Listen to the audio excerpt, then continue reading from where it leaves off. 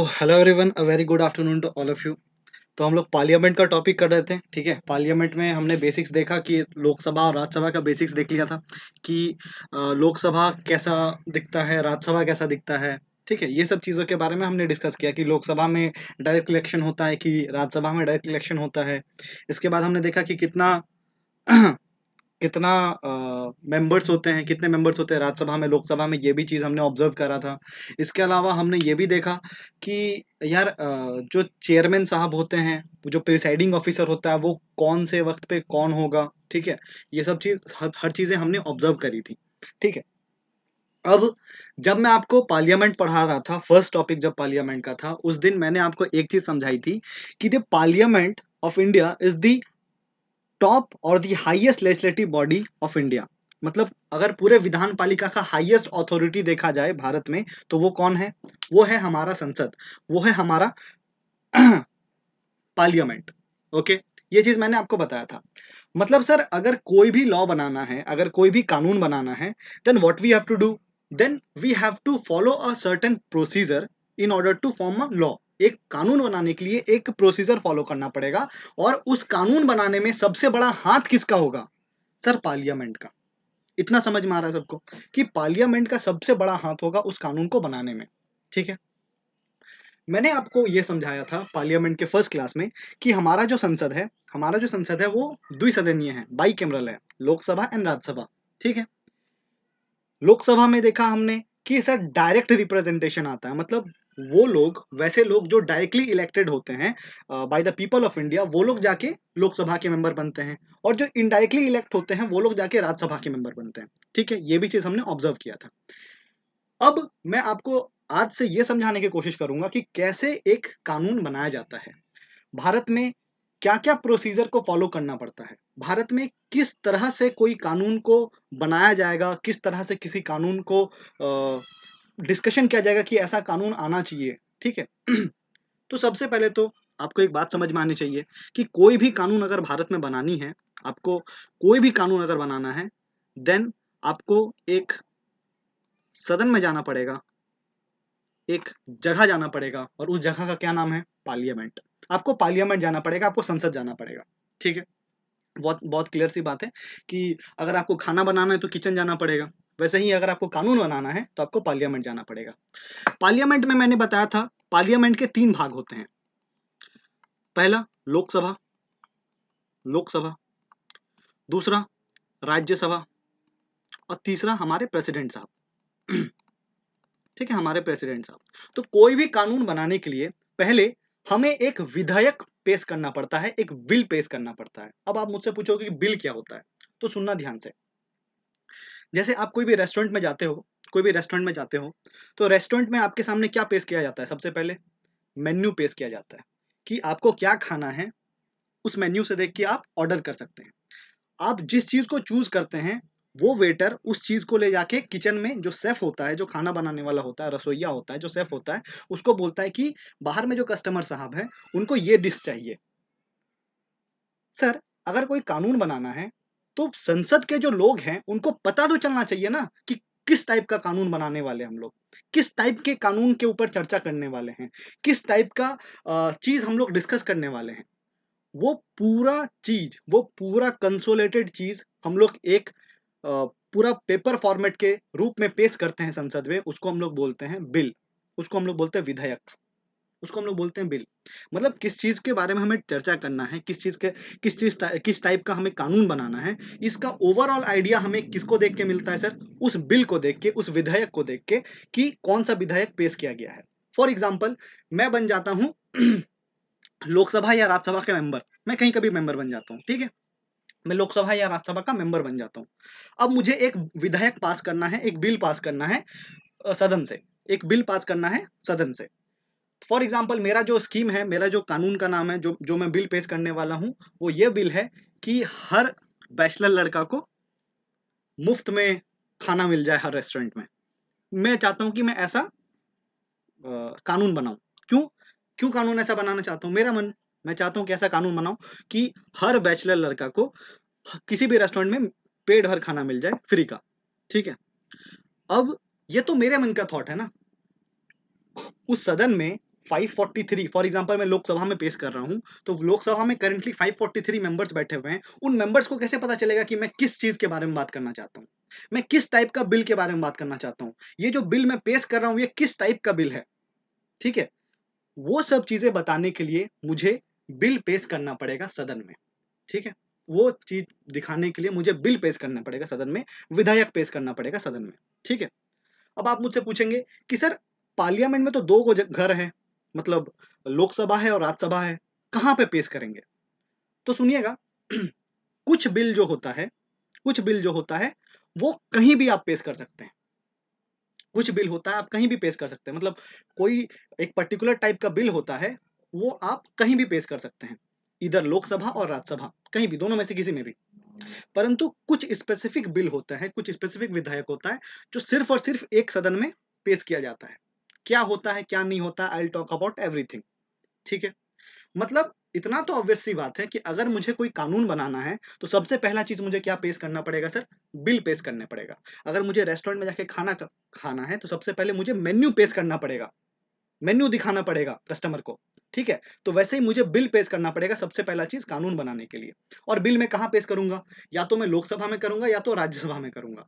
ठीक है, उसके बाद लोकसभा और राज्यसभा में उसके उस बिल के ऊपर चर्चा होगा, और फाइनली जब लोकसभा और राज्यसभा दोनों उस बिल पे एग्री हो जाएगा, दोनों हाउस, दोनों सदन जब उस बिल पे एग्री हो जाएगा तो फाइनली वो बिल भेज दिया जाता है प्रेसिडेंट साहब के पास, और प्रेसिडेंट साहब जब उस बिल पे सिग्नेचर कर देते हैं तो वो बिल एक कानून बन जाता है। मतलब मैंने जो बिल पेश किया, फॉर एग्जाम्पल मैंने बिल पेश किया लोकसभा में, मैंने एक बिल पेश किया लोकसभा में कि हर वो लड़का जो कि 18 साल से कम उम्र का है और बैचलर है, उसको किसी भी रेस्टोरेंट में मुफ्त का खाना मिल जाए रात को 10 बजे से पहले।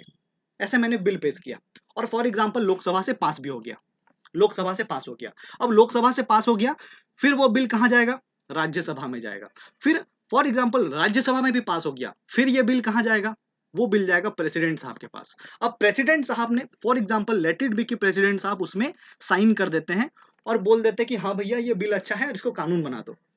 जिस मोमेंट पे प्रेसिडेंट साहब उस बिल पे हस्ताक्षर करते हैं, साइन करते हैं, वो बिल एक लॉ बन जाता है, एक एक्ट बन जाता है, एक्ट बन जाता है, एक कानून बन जाता है।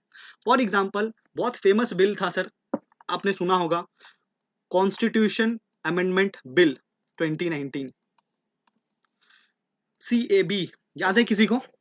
हाँ जी, याद है, मार हुआ था बहुत ज्यादा, बहुत ज्यादा सर प्रॉब्लम हुआ था CAB के ऊपर। जब ये बिल बिल था, जब ये बिल के ऊपर चर्चा हो रहा था सदन में, तब इसको हम लोग क्या बोल रहे थे? कॉन्स्टिट्यूशनल अमेंडमेंट बिल बोल रहे थे, बिल बोल रहे थे। लेकिन जैसे ये बिल पास हो गया सदन से, इसको हम लोग क्या बोलने लगे? कॉन्स्टिट्यूशनल अमेंडमेंट एक्ट बोलने लगे, एक्ट बोलने लगे। मतलब सर एक बिल एक्ट कब बनता है? जब वो बिल के ऊपर दोनों सदनों में चर्चा हो जाए और प्रेसिडेंट साहब उसमें हस्ताक्षर कर दे, तब वो बिल क्या बन जाता है सर? एक्ट बन जाता है। समझ में आया? अब सुनो एक बात, एक एक ऑब्वियस सी बात बताओ। फॉर एग्जांपल मैं एक रेस्टोरेंट में गया हूँ, ठीक है, वेटर ने मुझे मेन्यू दिखाया। मैं हूँ वेज आदमी, मैं नॉन वेज नहीं खाता हूँ, पर मेरे साथ जो गया था या फिर गई थी, मेरे साथ जो गया था उसको नॉन वेज खाना है, उसको नॉन वेज खाना है। ठीक है, वो ऑर्डर कर रहा है नॉन वेज, वो ऑर्डर कर रहा है नॉन वेज, और मैं ऑर्डर कर रहा हूँ वेज। अब ऑब्वियस सी बात है, वो जो वेटर था हमारे ऑर्डर को लेके कहाँ जाएगा? किचन के पास जाएगा और शेफ को बोलेगा कि एक कस्टमर को वेज चाहिए और एक कस्टमर को नॉन वेज चाहिए। अब एक बात बताओ, वो जो शेफ है क्या दोनों चीज बनाने के लिए सेम प्रोसीजर को फॉलो करेगा? क्या नॉन वेज खाना को भी बनाने के लिए सेम प्रोसीजर फॉलो करेगा और वेज खाना को भी बनाने के लिए सेम प्रोसीजर फॉलो करेगा? नहीं सर, नहीं करेगा। दोनों खाना को डिफरेंट डिफरेंट तरीके से बनाना पड़ेगा। नॉन वेज के लिए अलग प्रोसेस यूज होगा और वेज के लिए अलग प्रोसेस होगा। इसका मतलब क्या है? जो बिल है ना सर, जो विधायक है ना, ये भी डिफरेंट डिफरेंट टाइप्स के होते हैं, ये भी डिफरेंट डिफरेंट टाइप्स के बिल होते हैं, और डिफरेंट डिफरेंट प्रोसीजर को इन्हें फॉलो करके पास किया जाता है, एक्ट बनाया जाता है। ठीक है, तो आप अब मुझसे पूछोगे sir how many types of bills are there, कितना बिल है, कितने टाइप के विधायक हैं? तो ध्यान दीजिएगा, there are 4 type of bills, there are total 4 type of bills. Total 4 type के विधायक हैं। The first one is money bill.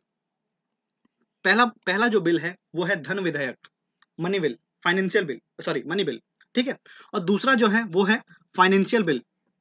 तीसरा टाइप का जो बिल है वो है ऑर्डिनरी बिल। और चौथा टाइप का जो बिल है जो हमेशा आप पढ़ते रहते हैं, कॉन्स्टिट्यूशनल अमेंडमेंट बिल, ठीक है, कॉन्स्टिट्यूशनल अमेंडमेंट बिल, या फिर इसको हम लोग स्पेशल बिल भी बोलते हैं, ठीक है, special bill. Is it clear? मतलब हमारे संविधान में कितने टाइप के बिल्स का, कितने टाइप के विधायक का सर डिस्क्रिप्शन है? 4 टाइप का। पहला क्या? Money bill. दूसरा फाइनेंशियल बिल। दूसरा तीसरा ऑर्डिनरी बिल। चौथा कॉन्स्टिट्यूशनल अमेंडमेंट बिल।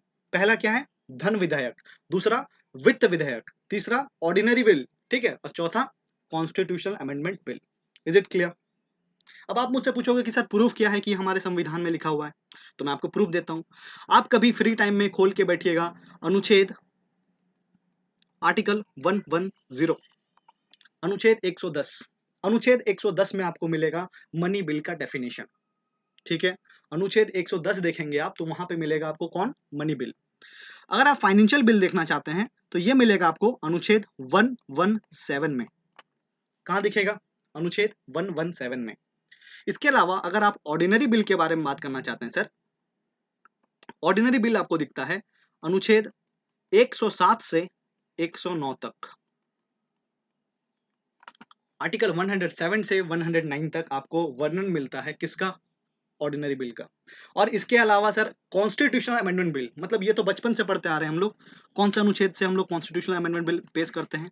आर्टिकल 368, ठीक है। Is it okay? सबको क्लियर है यहां तक?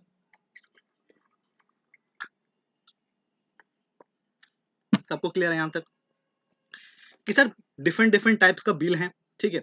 सबसे पहले तो मैंने ये समझाया कि अगर आपको लॉ बनाना है तो सबसे पहले बिल पेश करना पड़ेगा, विधेयक पेश करना पड़ेगा। सर बिल भी डिफरेंट डिफरेंट काइंड्स के होते हैं, डिफरेंट डिफरेंट टाइप्स के होते हैं। Money bill, financial bill, ordinary bill, constitutional amendment bill, ठीक है। मनी बिल जो है इसका वर्णन किस आर्टिकल में है? डायरेक्ट क्वेश्चन पूछेगा सर, माइंड में बैठाना है। 110, 110, ठीक है, 110। फाइनेंशियल बिल जो है ये कौन से अनुच्छेद में लिखा हुआ है? 117, 117। और ऑर्डिनरी बिल कौन से अनुच्छेद में लिखा गया है? 107 से 109। और कॉन्स्टिट्यूशनल अमेंडमेंट बिल अनुच्छेद 368, आर्टिकल 368। अब बताना नहीं है कि मनी बिल क्या है, फाइनेंशियल बिल क्या है, ऑर्डिनरी बिल क्या है, कॉन्स्टिट्यूशनल अमेंडमेंट बिल क्या है, सबके बारे में मैं चर्चा करूंगा, ठीक है। चलो, तो सबसे पहले हम लोग स्टार्ट करते हैं कॉन्स्टिट्यूशनल अमेंडमेंट बिल, सबसे इजी वाला, ठीक है। हेडिंग डालिएगा कॉन्स्टिट्यूशनल अमेंडमेंट बिल, ठीक है, कॉन्स्टिट्यूशनल अमेंडमेंट बिल। अब सुनना ध्यान से सर, कॉन्स्टिट्यूशनल अमेंडमेंट बिल मतलब संविधान को संशोधन करने वाला विधेयक। ये कैसा टाइप का विधेयक है? तो ऑब्वियस सी बात है सर, नाम में ही सब राज छुपा हुआ है, हर डेफिनेशन नाम में ही छुपा हुआ है।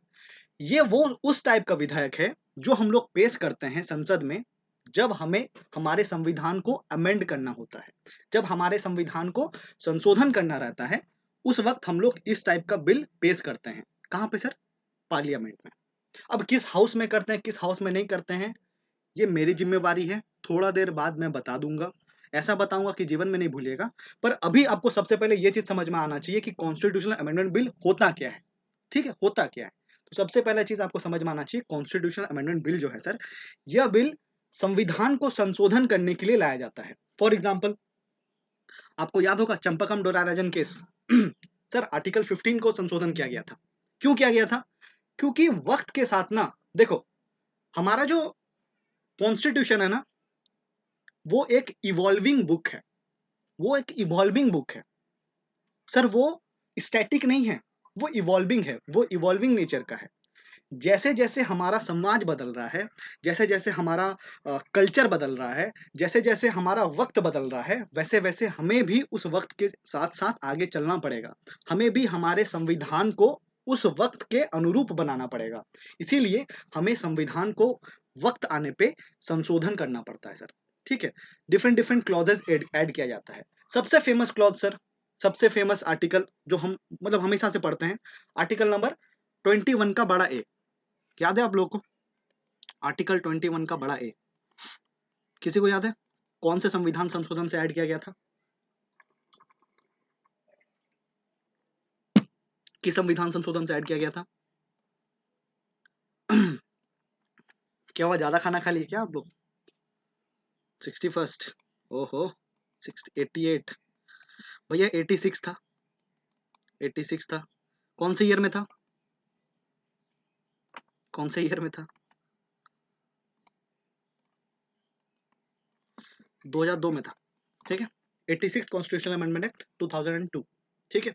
तो आप लोग सबको पता है कि आर्टिकल 21 का बड़ा ए क्या बोलता है। तो ऑब्वियस सी बात है सर, आर्टिकल 21 का बड़ा ए ये बोलता है कि हर वो बच्चा जो कि 6 साल से 14 साल की उम्र के बीच का है, वो बंदे को फ्री एजुकेशन भारत में मिलना अनिवार्य है, ठीक है। 86 कॉन्स्टिट्यूशनल अमेंडमेंट एक्ट से हमने अनुच्छेद 21 का ए को ऐड किया हमारे संविधान में। इसमें ये लिखा हुआ है कि हर वो बच्चा जो कि 6 साल से 14 साल की उम्र के बीच का है, उसे अनिवार्य रूप से शिक्षा प्रदान करना पड़ेगा। अब देखो, ये हमारे ओरिजिनल संविधान में नहीं लिखा हुआ था, लेकिन जैसे जैसे वक्त इवॉल्व करता गया, जैसे जैसे हमारा सोसाइटी इवॉल्व करता गया, हमें नीड समझ में आया, what is the need of education, शिक्षा का क्या जरूरत है, हमें वो चीज समझ में आया। दैट्स वाई हमने इस चीज को हमारे संविधान में ऐड ऑन किया, हमारे संविधान में इसे हमने ऐड किया। अब सर ऐड कैसे करेंगे? कैसे ऐड करेंगे? कोई तो माध्यम होना पड़े चाहिए, चाहिए ना हमें ऐड करने के लिए। अब हमें बनाना है पनीर बटर मसाला, अब मुझे रेसिपी ही नहीं पता, अब मुझे प्रोसीजर ही नहीं पता, तो कैसे हम लोग बना लेंगे?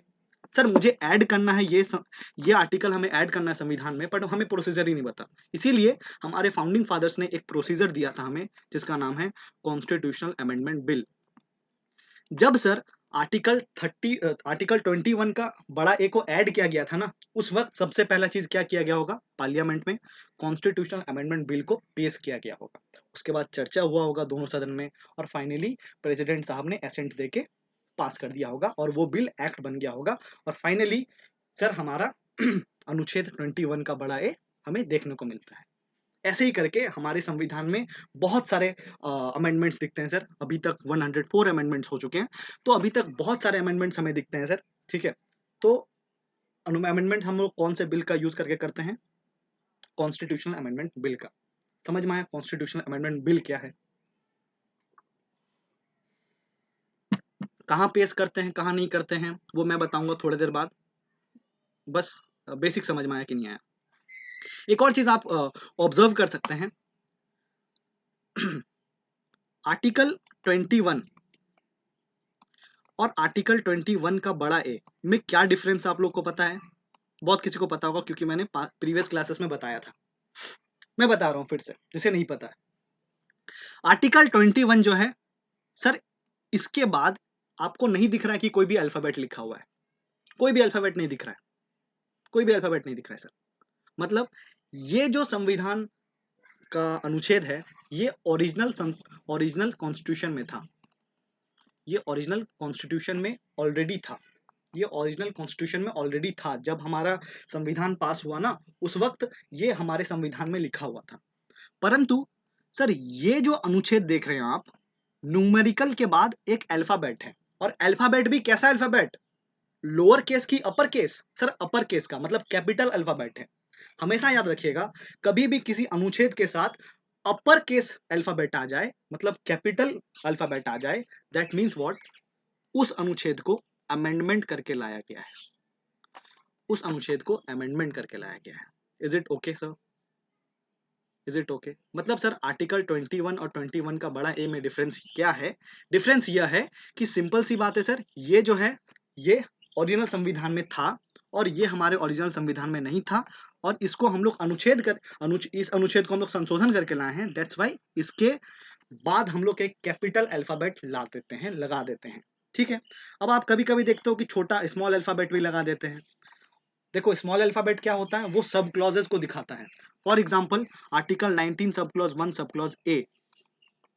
अब बताओ यहाँ पे जो ए लिखा हुआ है, ये अल्फाबेट है, ऑब्वियस सी बात है सर, आपने बोला अल्फाबेट। परंतु मैंने एक और चीज बोला था यहाँ पे कि अपर केस अल्फाबेट होगा, तब आपको समझना है कि वो अमेंडमेंट से लाया गया है। पर यहाँ पे देखो ना, लोअर केस है, स्मॉल स्मॉल अल्फाबेट है। इसका मतलब क्या सर? स्मॉल अल्फाबेट का मतलब होता है सब क्लॉज, मतलब उसके अंदर क्लॉज का भी क्लॉज, सब क्लॉजेस मतलब 19 का पार्ट 1 का पार्ट ए, 19 के 1 का ए, सब क्लॉजेस। ठीक है, चलो। तो sir constitutional amendment bill is done, fine, article 368 is done. Now किस बिल के बारे में हम लोग चर्चा करेंगे? वो बिल है मनी बिल। हेडिंग डालिएगा धन विधेयक मनी बिल। मनी बिल के बारे में चर्चा करेंगे हम लोग, ठीक है। मनी बिल,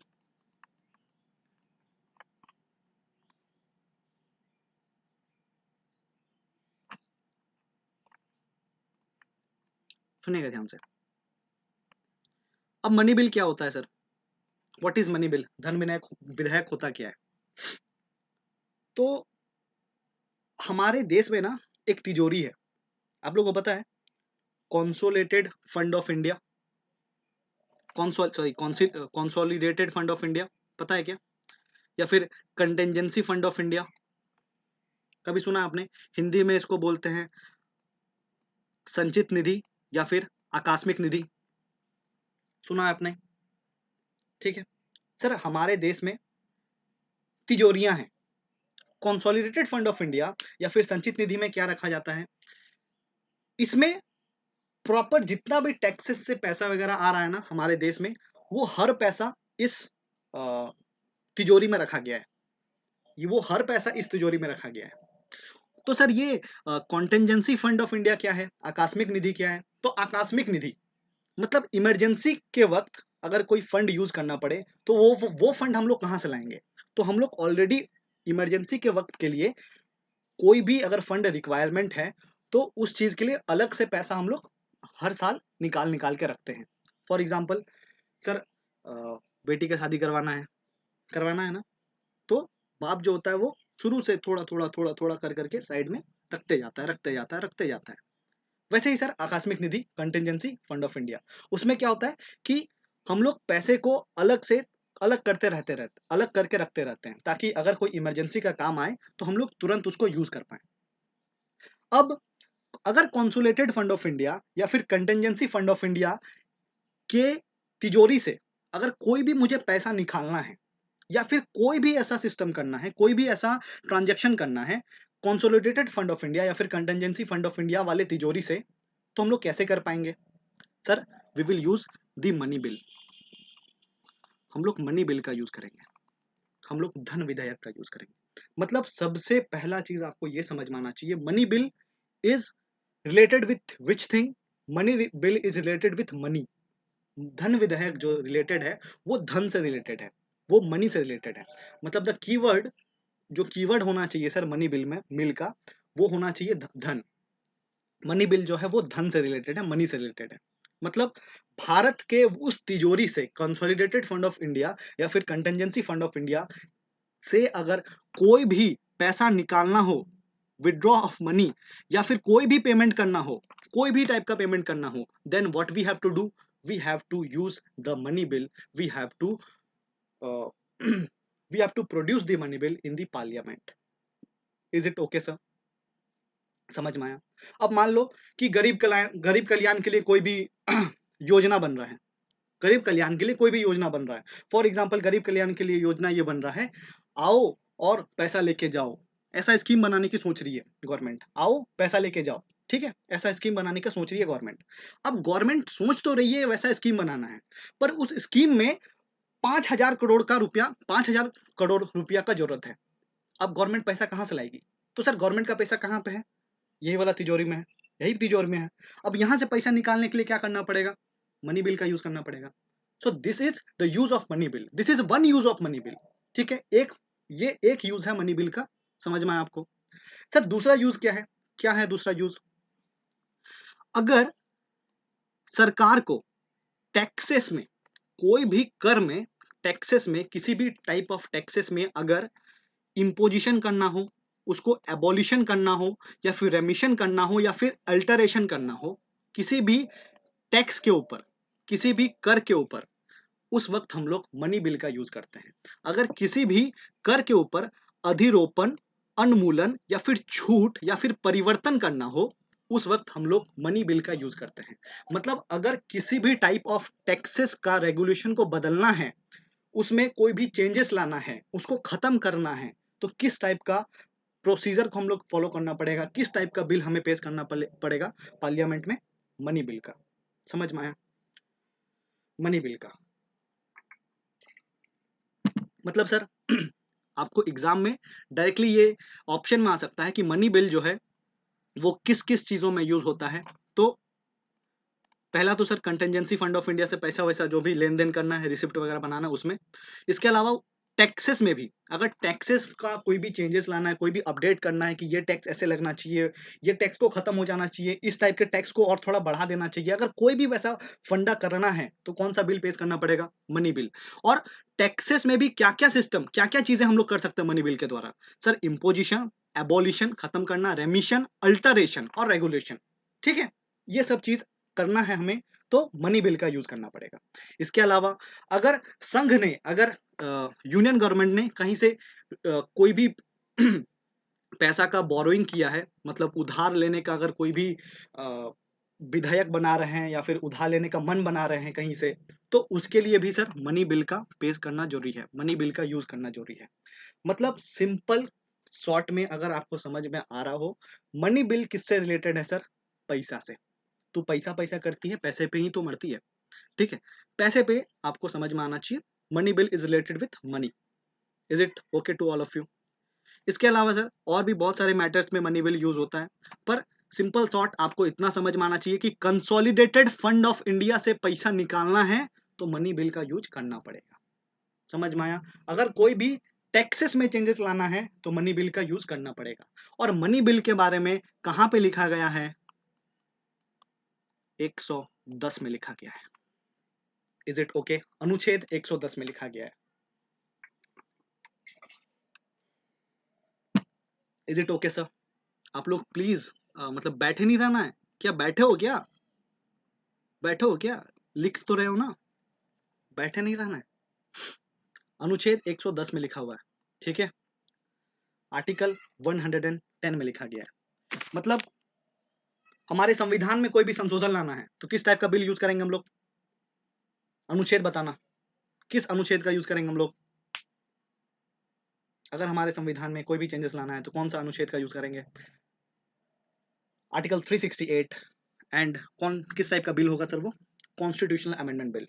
मनी बिल जो है वो हम लोग, मनी बिल जो है वो हम लोग किस टाइप का बिल है? मनी बिल जो है, मैं एक स्टेटमेंट दे रहा हूं आपको। मनी बिल जो है वो, मनी बिल जो है वो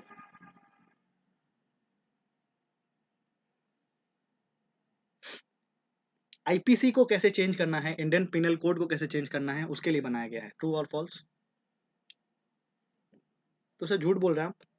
मनी बिल जो है it is related with, completely related with money, पैसा के, पैसा से रिलेटेड है, पैसे पैसे।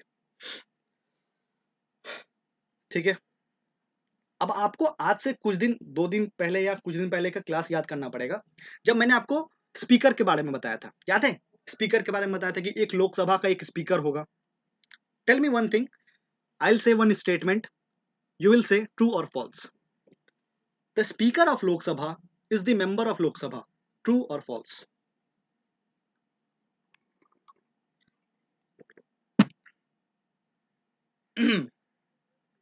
The speaker of Lok Sabha is the member of Lok Sabha. Lok Sabha के जो स्पीकर हैं वो लोकसभा के मेंबर हैं, सदस्य हैं। सर कैसी बात कर रहे हैं? ट्रू है, ऑब्वियस सी बात है ट्रू है। कहाँ क्यों फॉल्स लगा रहे हैं आप लोग? लोकसभा के जो अध्यक्ष हैं, स्पीकर साहब हैं, वो लोकसभा के मेंबर नहीं है क्या? ये चल रही है आपकी, क्या मतलब कहाँ जा रहे हो आप? The member of the chairman of, next statement देता हूं, the chairman of Rajya Sabha, the chairman of Rajya Sabha is the member of Rajya Sabha. True और false? The chairman of Rajya Sabha is the member of Rajya Sabha. True और फॉल्स?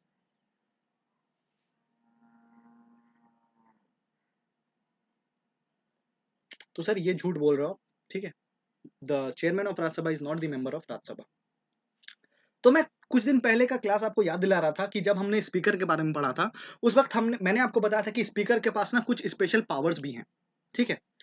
उन पावर्स में से स्पीकर के पास एक power मैंने बताया था कि स्पीकर ये डिसाइड करता है कि कौन सा बिल मनी बिल है या कौन सा बिल मनी बिल नहीं है।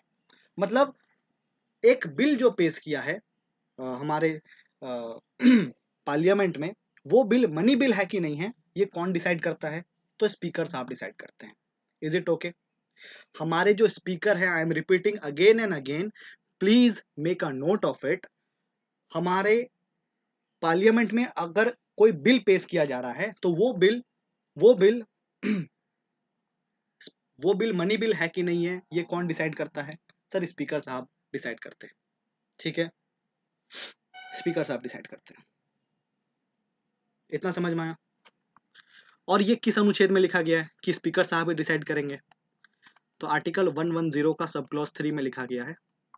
आर्टिकल 110 का सब क्लॉज 3 में लिखा गया है कि जो स्पीकर साहब है ना, he will decide that a bill is a money bill और नॉट। ठीक है सर, चलो अब एक स्टोरी सुनाता हूँ, ठीक है, मुझे बताना आप लोग कि कौन सही है कौन गलत है, या फिर कैसा होना चाहिए कैसा नहीं होना चाहिए। सुनना ध्यान से। मुझे एक लड़की से प्यार हो जाता है, मुझे एक लड़की से प्यार हो जाता है। मैं उसके फादर साहब के पास जाता हूँ, बोलता हूँ कि यार I want to marry your daughter, और उनके फादर साहब भी मान जाते हैं और हमारी शादी हो जाती है। मैं जिस लड़की से प्यार करता था उस लड़की से मेरी शादी हो जाती है। अब वो लड़की मेरे घर आती है, अब वो लड़की मेरे घर आती है। अब मेरे घर वाले उसे अच्छा ट्रीट करेंगे या फिर नहीं ट्रीट करेंगे, इसकी जिम्मेदारी किसकी होनी चाहिए? मेरी होनी चाहिए। क्यों? उसके फादर साहब ने किसको देख के उसके फादर साहब ने किसको देख के अपनी बेटी दी? मुझे देख के। Don't you feel? उसके फादर साहब ने किसको देख के बेटी दी? मुझे देख के, ठीक है। तो उनकी बेटी मेरे घर पे अच्छे से रहेगी या नहीं रहेगी, वो जिम्मेदारी किसकी होनी चाहिए? सुप्रीम जिम्मेदारी किसकी होनी चाहिए? आपकी होनी चाहिए, मेरी होनी चाहिए, किसकी होनी चाहिए? भैया कहाँ हो आप लोग? कहाँ चले गए? चले गए क्या? खाना खाने चले गए क्या? सर मेरी होनी चाहिए, ऑब्वियस सी बात है, मेरी होनी चाहिए। क्यों? क्योंकि आ, उनके फादर साहब ने किस पे भरोसा किया? मेरे पे भरोसा किया, ठीक है। अब ऑब्वियस सी बात है, सुनो ध्यान से। Consolidated fund of India, consolidated fund of India में पैसा किसका है? कोई बता पाएगा क्या? किसका पैसा रखा हुआ है इसमें? किसी मिनिस्टर का रखा हुआ है, किसी इंडस्ट्रियलिस्ट का रखा हुआ है, किसी गरीब का रखा हुआ है?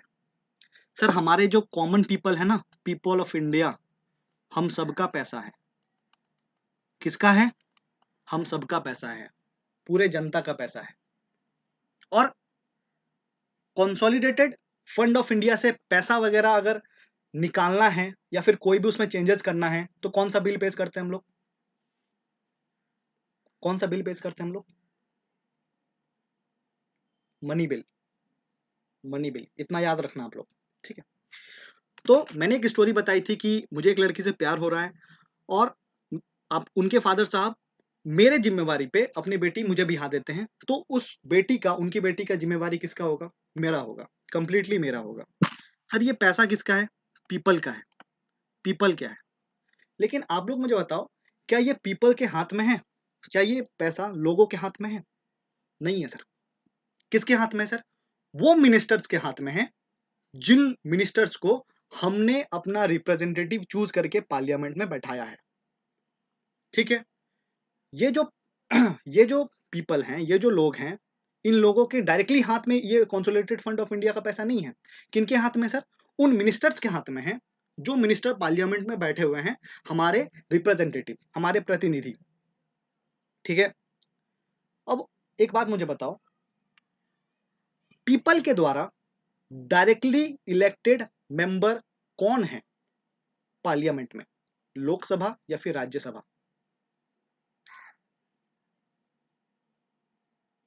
सर लोकसभा। लोकसभा के जो मेंबर्स हैं वो डायरेक्टली इलेक्टेड हैं, किसके द्वारा? पीपल के द्वारा, लोगों के द्वारा। अब आप लोग कॉमन सेंस से बताओ कि मनी बिल को कहां पेश करना चाहिए, मनी बिल को सबसे पहले कहां पेश करना चाहिए? लोकसभा में पेश करना चाहिए कि राज्यसभा में पेश करना चाहिए? सर लोकसभा में पेश करना चाहिए। क्यों? क्योंकि सर वो जो मेंबर्स बैठे हुए हैं ना वहां पे, उनको हमने डायरेक्टली इलेक्ट किया है, प्रत्यक्ष रूप से इलेक्ट किया है, खुद में उन पे भरोसा दिखाया हमने, उन पे भरोसा दिखाया हमने, हमने डायरेक्टली इलेक्ट किया है। लेकिन राज्यसभा के जो मेंबर्स हैं वो अप्रत्यक्ष रूप से मेंबर बनते हैं सर, वो डायरेक्टली इलेक्टेड नहीं होते हैं, वो इनडायरेक्टली इलेक्टेड होते हैं।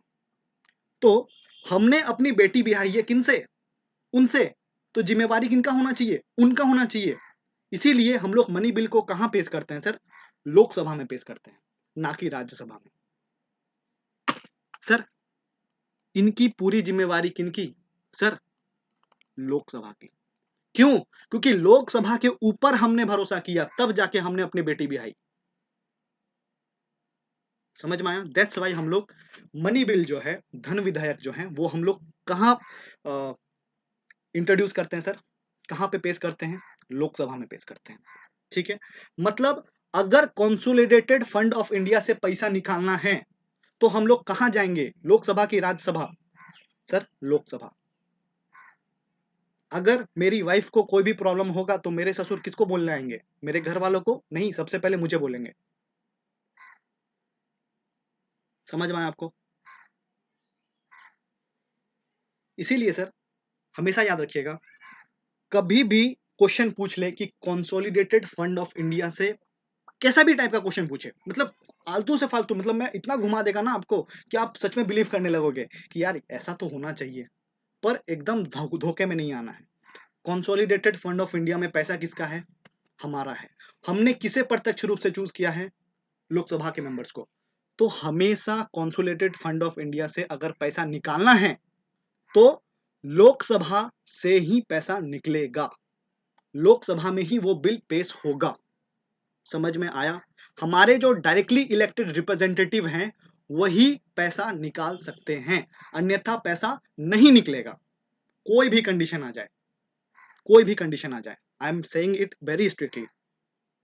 ठीक है, चलो ये चीज समझ में आ गया। मतलब सर मनी बिल हम लोग कहाँ पे पेश करते हैं, कहाँ पे इंट्रोड्यूस करते हैं मनी बिल? लोकसभा में कि राज्यसभा में?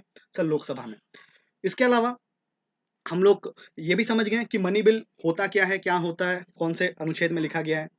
ठीक है, ये भी चीज समझ गए। अब सुनना ध्यान से।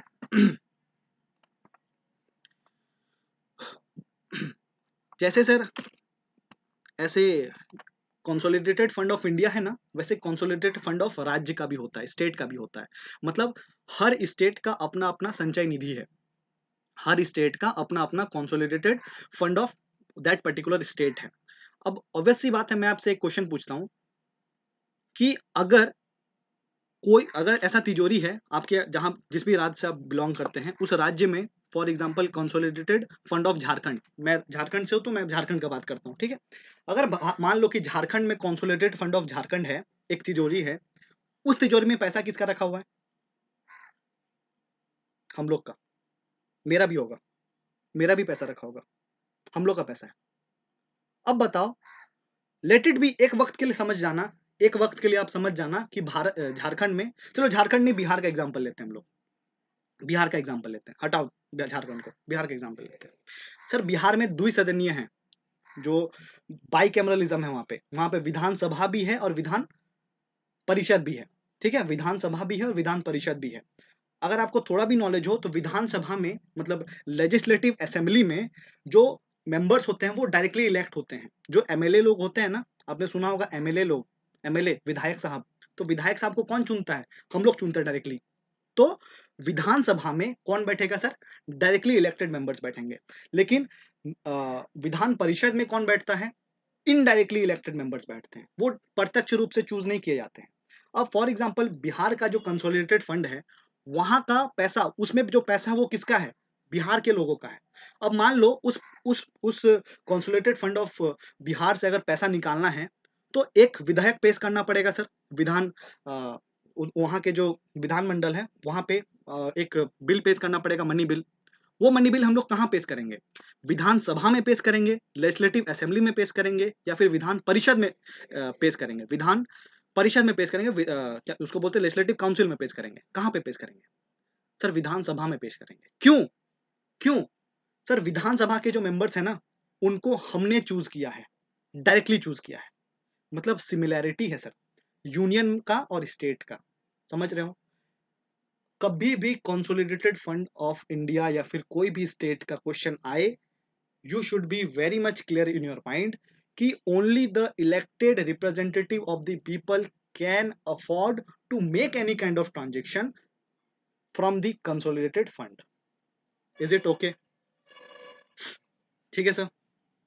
चलो अब सोचो, एक एग्जांपल दे रहा हूं मैं। इमेजिन करना कि कभी ऐसा हो ना, भगवान करके, पर भारत में इमरजेंसी आ गया, भारत में इमरजेंसी आ गया, या फिर लोकसभा जो है वो डिसॉल्व हो गया, लोकसभा जो है वो डिसॉल्व हो गया, लोकसभा डिसॉल्व हो गया। मान लो ऐसा कंडीशन आ गया कि भारत में आपातकाल लग गया है और लोकसभा डिसॉल्व हो गया है, ठीक है, या फिर लोकसभा डिसॉल्व हो गया है, ऐसा कंडीशन मैं दे रहा हूं आपको, ठीक है, कि लोकसभा डिसॉल्व हो गया सर, लोकसभा खत्म हो गया, भंग हो गया, ठीक है। उस वक्त अगर कंसोलिडेटेड फंड ऑफ इंडिया से पैसा निकालना है तो कैसे निकाल पाएंगे हम लोग? क्या कोई दिमाग लगा सकते हैं आप लोग? अगर उस वक्त कंसोलिडेटेड फंड ऑफ इंडिया से पैसा निकालना है तो कैसे निकालेंगे? क्वेश्चन समझा आपने?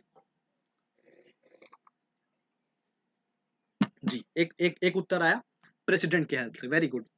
नेक्स्ट, आप लोग मतलब सही गलत मैं जज नहीं करूंगा, मैं जानना चाहता हूं आप लोग स्पीकर की मदद से। Very good, very good.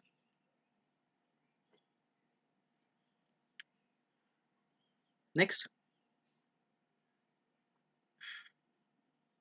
President. तो अभी थोड़ा देर पहले मैंने आपको एक चीज समझाई कि एग्जाम में ना हजार ऐसा क्वेश्चन आएगा, घुमा घुमा के कि ये हो गया, वो हो गया, इसका डेथ हो गया, उसका डेथ हो गया, पैसा कैसे निकालेंगे? सर ऑब्वियस सी बात है, भारत में अभी इमरजेंसी लगा हुआ है, या फिर भारत का जो लोकसभा है वो भंग हो गया है, भंग हो गया है, कोई है ही नहीं, लोकसभा में कोई बैठा ही नहीं है, लोकसभा का सेशन हो ही नहीं रहा, लेकिन फिर भी हमें कंसोलिडेटेड फंड ऑफ इंडिया से पैसा निकालना है। कैसे निकालेंगे? प्रेसिडेंट की हेल्प से? नहीं। याद रखिएगा, अपना दिमाग में घुसा लीजिएगा, जब तक मनी बिल पास ना हो जाए लोकसभा से, sir consolidated fund of India को छुआ भी नहीं जा सकता, because this is the money of India and this is the direct, like only the directly elected members of the people can make any kind of transaction out of this fund. जब तक लोकसभा फिर से session में नहीं आएगा ना, सत्र में नहीं आएगा ना, तब तक कंसोलिडेटेड फंड ऑफ इंडिया से पैसा नहीं निकलेगा। Make it very clear in your mind. कोई प्रेसिडेंट साहब या फिर कोई भी इसमें हेल्प नहीं कर सकता, क्योंकि प्रेसिडेंट साहब भी डायरेक्टली इलेक्टेड नहीं है। डायरेक्टली इलेक्टेड कौन है? डायरेक्टली इलेक्टेड कौन है सर? हमारे हमारे कौन है? लोकसभा के मेंबर्स, ठीक है। डायरेक्टली इलेक्टेड कौन है? हमारे लोकसभा के मेंबर्स। Is it okay? चलो एक और मैं आपसे एक और सिनारियो दे रहा हूँ। फॉर एग्जाम्पल, आप जिस भी राज्य से बिलोंग करते हो उस राज्य में इमरजेंसी लग गया, स्टेट इमरजेंसी लग गया, या फिर वहां का विधानसभा जो है वो डिसॉल्व हो गया, भंग हो गया। अब मान लो उस राज्य का contingency fund of that particular state, उस राज्य का कंटिजेंसी फंड से पैसा निकालना है, तो क्या हम लोग पैसा निकाल सकते हैं? विधानसभा भंग हो चुका है, स्टेट में इमरजेंसी लग चुका है, क्या हम लोग पैसा निकाल सकते हैं? नहीं निकाल सकते सर, हम लोग नहीं निकाल सकते हैं। उस स्टेट के कंसोलिडेटेड फंड ऑफ से हम लोग नहीं निकाल सकते। समझ में आया? जब तक वो चीज डायरेक्टली इलेक्टेड मेंबर से पास ना हो जाए तब तक हम लोग पैसा नहीं निकाल सकते। Is it okay? So that's all about money bill. समझ में आया आपको? That's all about money bill. समझ में आया आपको? नेक्स्ट हेडिंग डालिएगा, फाइनेंशियल बिल, वित्तीय विधेयक। फाइनेंशियल बिल, वित्तीय विधेयक कौन सा अनुच्छेद में लिखा गया है सर? आर्टिकल 117। आएगा आएगा, हर चीज आएगा, धीरे धीरे आएगा, धीरे धीरे आएगा, रुक जाइए। भाई कंसोलिडेटेड फंड ऑफ इंडिया में ही रहते हैं हम लोग, थोड़ा कंटिजेंसी फंड में बाद में जाएंगे, ठीक है। फाइनेंशियल बिल किस अनुच्छेद में लिखा गया है? अनुच्छेद 117, ठीक है, आर्टिकल 117 में लिखा गया है। फाइनेंशियल बिल को हिंदी में जहां तक मुझे पता है वित्तीय विधेयक बोलते हैं। अब आप लोग समझोगे कि यार धन विधेयक और वित्तीय विधेयक में डिफरेंस क्या है? दोनों तो पैसा ही पैसा लग रहा है। फाइनेंशियल बिल पैसा से ही लग रहा है, मनी बिल भी पैसा से ही लग रहा है, तो दोनों में डिफरेंस क्या है? सुनना ध्यान से। जब मैं आपको मनी बिल पढ़ा रहा था ना, जब मैं आपको मनी बिल पढ़ा रहा था तो मैंने स्ट्रिक्टली बोला कि मनी बिल में एक कीवर्ड है। मनी बिल सिर्फ और सिर्फ मनी के बारे में बात करता है, सिर्फ और सिर्फ धन के बारे में बात करता है। परंतु जो फाइनेंशियल बिल है ना, जो वित्तीय विधेयक है, ये मनी के बारे में तो बात करता ही है, इसके अलावा भी कुछ और चीजों के बारे में बात करता है। Is it okay sir? Financial bill क्या होता है समझ में आया? फाइनेंशियल बिल वैसा बिल है जो पैसे के बारे में बात तो करे, करना है उसको करने दो, परंतु उसके अलावा भी वो किसी चीज के बारे में बात करेगा। और अब आप कंफ्यूज हो जाओगे, सर कैसे डिसाइड करेंगे कि कौन सा बिल फाइनेंशियल बिल है कि मनी बिल है? स्पीकर साहब को करने दो ना अपना काम, करने दो उनको अपना काम। वो देखेंगे ना कि कौन सा बिल मनी बिल है कि फाइनेंशियल बिल है। वो उनका काम है कि देखना कि ये मनी बिल है कि नहीं है, ठीक है। समथिंग मेरे से ही पूछ लो फिर। मैंने क्या बोला कि मनी, फाइनेंशियल बिल जो है वो मनी के बारे में बात करता है, इसके अलावा भी कुछ चीजों के बारे में बात करता है। अब कुछ चीजों के बारे में बताने चलूं तो फिर रात हो जाएगी। थोड़ा पढ़िए, आगे बढ़िए, ठीक है। समझ में आया? मतलब कभी कंफ्यूजन नहीं होना चाहिए कि फाइनेंशियल बिल और मनी बिल में डिफरेंस क्या है सर, समझ में नहीं आ रहा है।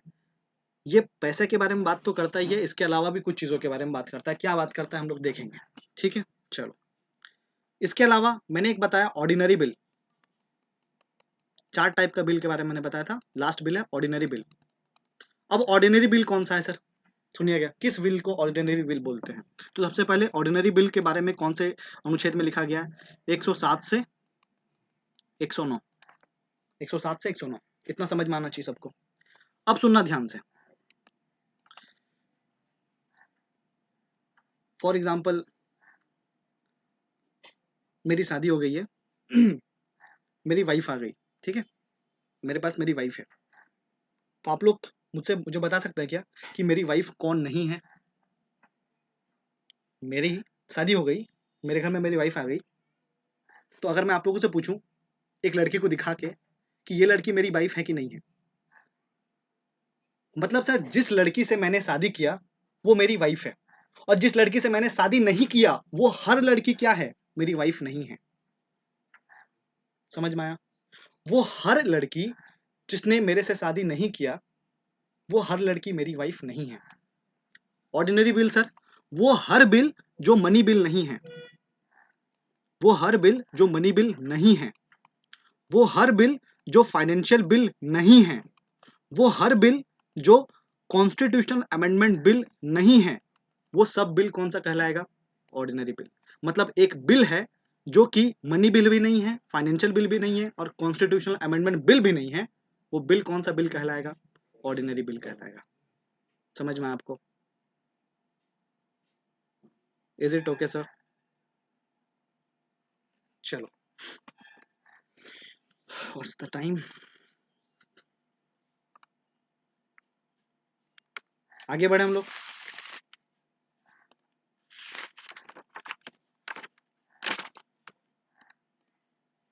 चलिए, अब सबसे मतलब पढ़ने के नाम पे हम लोग सिर्फ इतना ही पढ़ते हैं। अभी जो पढ़ाने वाला हूँ, पढ़ने के नाम पे सिर्फ हम लोग इतना ही पढ़ते हैं। तो जैसे मैं बॉक्स बना रहा हूँ, please make that kind of box, आप लोग भी बना लेना, ठीक है। फर्स्ट कॉलम में आप लोग लिखेंगे बिल, बिल, ठीक है, किस किस टाइप के बिल्स हैं। पहला बिल सर, किस टाइप का बिल होता है? पहला ऑर्डिनरी बिल, और जितना बताऊंगा उतना ही करना यार, ज्यादा दिमाग मत लगाना। Ordinary bill. दूसरा किस टाइप का बिल पढ़ा हमने? Money bill. तीसरा पढ़ा क्या? Constitutional amendment bill. समझ में आया? चलो, दूसरा कॉलम जो है उस दूसरे कॉलम में लिखना कि इस बिल को पेश करने के लिए प्रायर रिकमेंडेशन चाहिए कि नहीं चाहिए हमें प्रेसिडेंट साहब से। मतलब सर कुछ बिल हमारे, कुछ बिल ऐसे हैं ना, कुछ विधेयक ऐसे होते हैं जिनको संसद में पेश करने से पहले हमें प्रेसिडेंट साहब का परमिशन चाहिए होता है। तो हम लोग देखेंगे कि किस बिल को पेश करने के लिए प्रेसिडेंट साहब का परमिशन चाहिए और किस बिल को पेश करने के लिए प्रेसिडेंट साहब का परमिशन या फिर रिकमेंडेशन नहीं चाहिए। ठीक है, तो पहला कॉलम बनाइएगा prior recommendation of president. Prior मतलब पहले से लिया गया हुआ रिकमेंडेशन। सेकेंड कॉलम लिखिएगा कि इसको इंट्रोड्यूस हम लोग किस हाउस में करेंगे। हम लोग इसको इंट्रोड्यूस किस हाउस में करेंगे? दो हाउस है सर हमारे पास, लोकसभा राज्यसभा। इसको हम लोग किस, मतलब डिफरेंट डिफरेंट बिल्स जो हैं, इन बिलों को हम लोग कौन से सदन में पेश करेंगे? राज्यसभा में करेंगे कि लोकसभा में करेंगे, उसके बारे में चर्चा करना है। इसके बाद sir what is the role of Rajya Sabha? What is the role of Rajya Sabha? Rajya Sabha का रोल क्या है? राज्यसभा की जरूरत भी है कि नहीं इस बिल को पास करने के लिए? राज्यसभा की जरूरत भी है कि नहीं इस बिल को पास करने, कोई भी पर्टिकुलर बिल को पास करने के लिए? ठीक है, अभी नहीं समझ में आ रहा होगा, कोई प्रॉब्लम नहीं है, मुझे बना देने दो, पक्का समझ में आएगा। ठीक है, इसके अलावा नेक्स्ट कॉलम कि सर डेडलॉक हो सकता है कि नहीं हो सकता? डेडलॉक, अब क्या होता है डेडलॉक मैं समझाऊंगा यार, please please give me 5 minutes, just give me 5 minutes, I tell everything. इसके बाद ज्वाइंट सेशन हो सकता है कि नहीं हो सकता? ज्वाइंट सेशन हो सकता है कि नहीं हो सकता? अब ज्वाइंट सेशन क्या होता है? तो भैया प्लीज रिवाइज करके आया कीजिए अगर आपको नहीं याद आ रहा हो कि ज्वाइंट सेशन क्या होता है तो।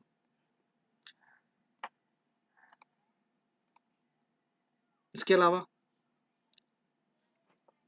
क्या प्रेसिडेंट के पास वीटो पावर है इस बिल के लिए? प्रेसिडेंट के पास वीटो पावर है इस बिल के लिए? सुनना ध्यान से, मैंने इतने सारे कॉलम बनाए, 5 कॉलम बनाए सर, 5 या 6 कॉलम बने होंगे।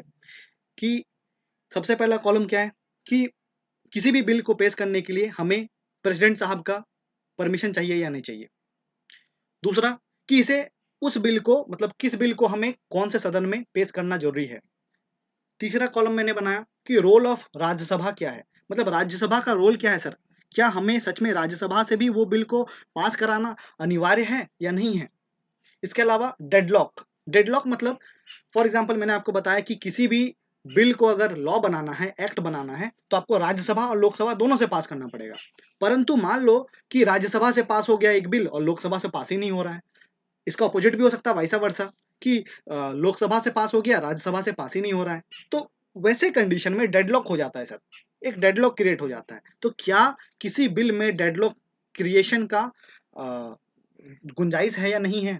इसके अलावा क्या सर डेडलॉक को ओवरकम करने के लिए जॉइंट सेशन अवेलेबल है कि नहीं है, ये देखेंगे। इसके अलावा क्या प्रेसिडेंट साहब वीटो पावर यूज कर सकते हैं क्या किसी भी बिल में? किस किस टाइप के बिल में वो अपना वीटो पावर यूज कर सकते हैं? ठीक है, चलो सबसे पहले हम लोग चर्चा करेंगे ऑर्डिनरी बिल के ऊपर। ठीक है, ऑर्डिनरी बिल, ऑर्डिनरी बिल कौन से अनुच्छेद से है, किस अनुच्छेद से कहां तक है बताओ भैया? ऑर्डिनरी बिल कौन सा अनुच्छेद? 107 से 109। ठीक है, वेरी गुड।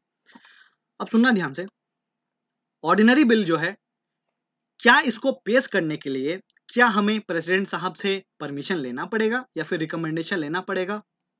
तो नहीं लेना पड़ेगा। पहला चीज क्लियर हो गया। ऑर्डिनरी बिल को प्रेसिडेंट साहब को रिकमेंड करने से पहले, मतलब उनको सॉरी, ऑर्डिनरी बिल को किसी भी सदन में पेश करने से पहले क्या हमें प्रेसिडेंट साहब का रिकमेंडेशन लेना जरूरी है, अनिवार्य है? तो नहीं अनिवार्य है। ठीक है। इसके अलावा दूसरा चीज, सर ऑर्डिनरी बिल को हम लोग किस सदन में पेश करें, राज्यसभा में कि लोकसभा में? तो आप इसको राज्यसभा में भी पेश कर सकते हैं या फिर रोज लोकसभा लोकसभा में भी पेश कर सकते हैं। मतलब दोनों सदनों में से कहीं भी पहले पेश करें, कोई मतलब नहीं है। समझ में आया? ऑर्डिनरी बिल को आप लोग किसी भी हाउस में पहले इंट्रोड्यूस कीजिए, कोई प्रॉब्लम नहीं है। या तो आप लोकसभा में कर सकते हैं या तो राज्यसभा में कर सकते हैं, कहीं भी कीजिए। ठीक है, कोई प्रॉब्लम नहीं है। इसके अलावा सर, क्या ऑर्डिनरी बिल को राज्यसभा से भी पास करवाना जरूरी है? क्या ऑर्डिनरी बिल का कोई रोल है राज्यसभा में भी? यस सर, ऑर्डिनरी बिल को राज्यसभा से पास करवाना मैंडेटरी है, एकदम अनिवार्य है, आपको करवाना ही पड़ेगा। जब तक आप ऑर्डिनरी बिल को राज्यसभा से पास नहीं करवाएंगे तब तक वो विधेयक नहीं बनेगा, सॉरी तब तक वो कानून नहीं बनेगा, माफ करना। मतलब ऑर्डिनरी बिल को राज्यसभा से पास करवाना जरूरी है क्या? हाँ जी, मैंडेटरी है। अब सोचो, एक चीज ऑब्जर्व करो कि एक बिल जो है उसको राज्यसभा से पास करवाना जरूरी है, एकदम जरूरी है, तो क्या डेडलॉक का कंडीशन बन सकता है? जी बन सकता है, पॉसिबल। डेडलॉक का कंडीशन पॉसिबल है, दोनों सदन में मार हो सकता है, डेडलॉक का कंडीशन पॉसिबल है। तो क्या डेडलॉक को ओवरकम करने के लिए ज्वाइंट सेशन किया जा सकता है? यस, ऑर्डिनरी बिल को ऑर्डिनरी बिल के लिए ज्वाइंट सेशन अवेलेबल है अनुच्छेद 108 के तहत। ठीक है। इसके अलावा क्या प्रेसिडेंट साहब वीटो पावर का यूज कर सकते हैं? क्या प्रेसिडेंट साहब वीटो पावर का यूज कर सकते हैं?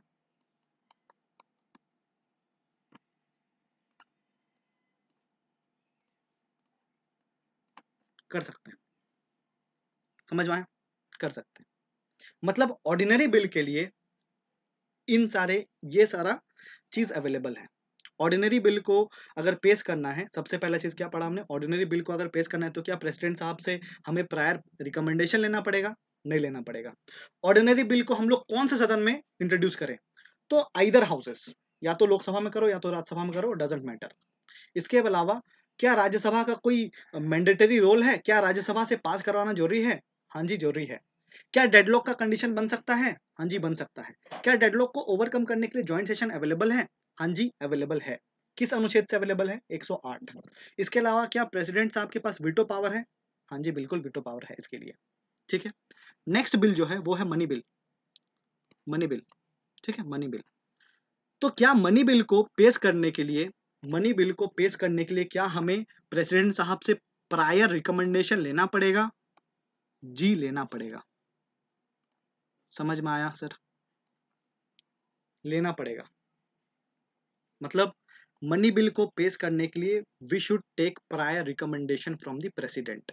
इसके अलावा मनी बिल हमें कहां पे इंट्रोड्यूस करना है सर, लोकसभा में कि राज्यसभा में? आप लोग बता सकते हैं क्या इसका आंसर? मनी बिल हम लोग कहां पेश करते हैं, लोकसभा में कि राज्यसभा में? थोड़ा देर पहले इतना भाषण दिया मैंने। सर हमेशा मनी बिल को लोकसभा में ही पेश करना है, हमारा पैसा है, सिर्फ और सिर्फ लोकसभा में ही पेश होगा। सर राज्यसभा का कोई रोल है क्या मनी बिल में? कोई रोल नहीं है, it is just a formality. ये सिर्फ और सिर्फ एक फॉर्मेलिटी है। अगर मनी बिल लोक राज्यसभा से पास नहीं भी हो रहा है ना, कोई प्रॉब्लम नहीं है, सिर्फ और सिर्फ एक फॉर्मेलिटी है। पास करना है करो, नहीं पास करना है मत करो। समझ में आया? बट जब लोकसभा से मनी बिल पास हो जाता है ना, तब हम लोग राज्यसभा में भेज जरूर देते हैं। उनका मन है, उनको पास करने का मन है तो करे, नहीं पास करने का मन है तो मत करें। It is merely a formality, सिर्फ एक फॉर्मेलिटी है सर। अब सोचो, राज्यसभा इन्वॉल्व ही नहीं है तो क्या डेडलॉक का कंडीशन बनेगा? क्या दोनों सदन के बीच में मार होगा? नहीं होगा। तो डेडलॉक क्या पॉसिबल है? नो सर, डेडलॉक पॉसिबल नहीं है, डेडलॉक पॉसिबल नहीं है। अगर सर डेडलॉक है ही नहीं तो ज्वाइंट सेशन करने का जरूरत है क्या? No, not applicable, not applicable. अगर डेडलॉक पॉसिबल ही नहीं है तो ज्वाइंट सेशन करने का जरूरत ही नहीं है।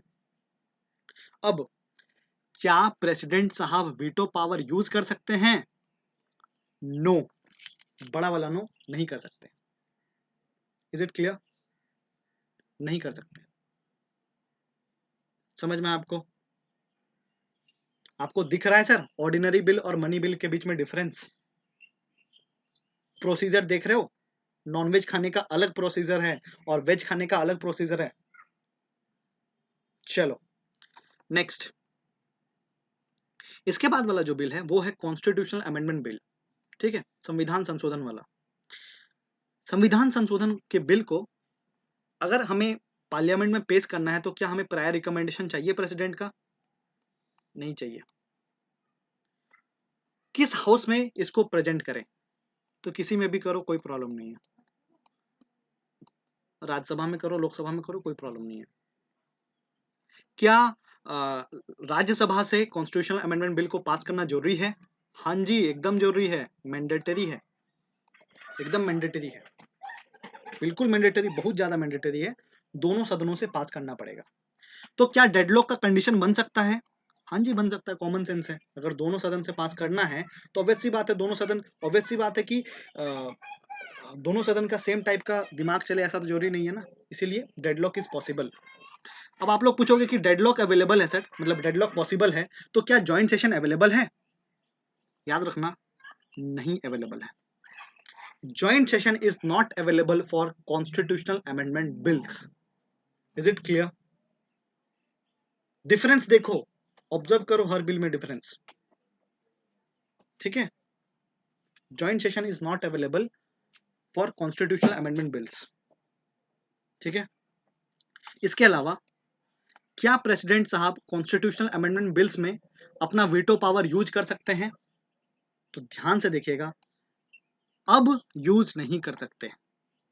अरे सर आप अब क्यों लगा दिए? मैंने क्या बोला? अब यूज नहीं कर सकते हैं, मतलब क्या पहले कर सकते थे? हाँ जी पहले कर सकते थे, पहले ये कर सकते थे। तो क्या हो गया ऐसा?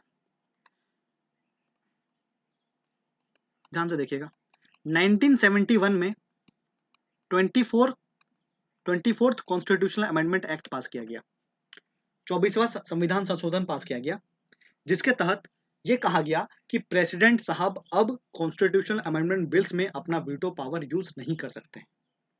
समझ में आया आपको? मतलब एग्जाम में पूछा जा सकता है कि कॉन्स्टिट्यूशनल अमेंडमेंट बिल से जो वीटो पावर था प्रेसिडेंट के पास, उसको किस संविधान संशोधन से हटा दिया गया? तो 24वां संशोधन से हटा दिया गया। ठीक है, समझ में आया आपको? अब आप मुझे पूछोगे कि सर ज्वाइंट सेशन क्यों अवेलेबल नहीं है? तो ध्यान से सुनिएगा, हम अपने देश का सबसे इंपॉर्टेंट बुक को अमेंड करने के बारे में बात कर रहे हैं। हमारे देश का सबसे इंपॉर्टेंट बुक कौन सा है सर? हमारा संविधान। हम अपने संविधान को अमेंड करने का बात कर रहे हैं, संविधान को संशोधन करने का बात कर रहे हैं। मजाक है क्या सर? अगर संविधान में एक लफ्ज भी इधर से उधर हो गया ना, तो हमारा पूरा जो इमेज है, हम जो एज अ कंट्री अवेलेबल है ना, हमारा जो पूरा थॉट प्रोसेस है पूरे कंट्री का, वो बदल जाएगा। इसीलिए कॉन्स्टिट्यूशनल अमेंडमेंट बिल को अलग अलग हाउसेस में अलग अलग सेपरेटली पास किया जाता है, ताकि कोई भी किसी का इन्फ्लुएंस में ना आए। फॉर एग्जाम्पल सोचो कि डेडलॉक का सिचुएशन है, ठीक है, इमेजिन करना कि एक कॉन्स्टिट्यूशनल अमेंडमेंट बिल पेश किया गया संविधान संसद में, ठीक है, लोकसभा में एक बिल पास किया गया कॉन्स्टिट्यूशनल अमेंडमेंट बिल। अब सोचो कि लोकसभा से वो बिल पास हो गया और राज्यसभा में पहुंच गया, लेकिन राज्यसभा के लोग संतुष्ट नहीं है उस बिल से, अब वो पास नहीं कर रहे हैं। लेट इट बी कि उस वक्त, मतलब लेट इट बी कि अगर ज्वाइंट सेशन अवेलेबल होता तो क्या होता सर?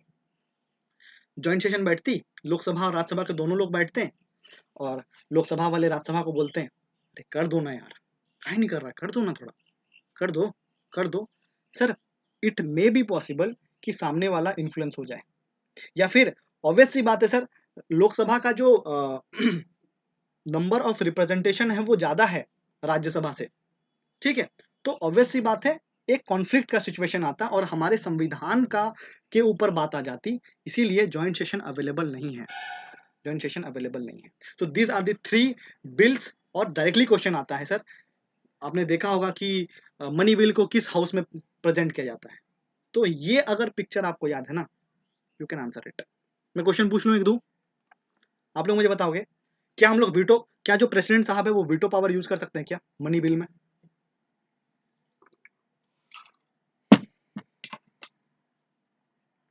नहीं कर सकते। क्या कॉन्स्टिट्यूशनल अमेंडमेंट बिल के लिए ज्वाइंट सेशन अवेलेबल है? क्या CAB के लिए ज्वाइंट सेशन अवेलेबल है? नहीं है।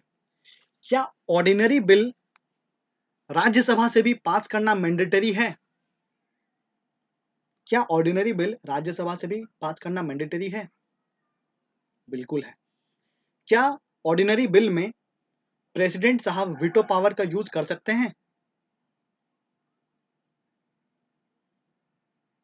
कर सकते हैं। क्या मनी बिल जो है वो राज्यसभा से पास होना मैंडेटरी है? मनी बिल जो है वो राज्यसभा से पास होना मैंडेटरी है। तो सर झूठ बोल रहे हैं आप, मैंडेटरी नहीं है। So that's all about different types of vidhayak, different type of bills. So thank you so much for joining me today. We'll continue tomorrow. Thank you so much. आप लोग जा सकते हैं। फाइनेंशियल बिल की जरूरत नहीं है।